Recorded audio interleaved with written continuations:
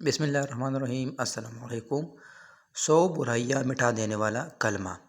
سیدنا ابو ہریرہ رضی اللہ عنہ سے مروی ہے کہ نبی کریم صلی اللہ علیہ وسلم نے فرمایا، جس نے دن میں 100 مرتبہ لا الہ الا اللہ وحدہ لا شریک لہ لہ الملک ولہ الحمد وہو علی کل شیء قدیر پڑھا، اسے 10 غلام آزاد کرنے کا ثواب ہوگا اور اس کے نام اعمال میں 100 نیکیاں لکھی جائے گی اور 100 گناہ مٹا دیے جائیں گے، اور اس روز شام تک شیطان سے امن میں رہے گا اور اس سے بہتر کوئی شخص نہ ہوگا، لیکن جس نے اس سے بھی زیادہ اسے پڑھا ہو۔ صحیح بخاری۔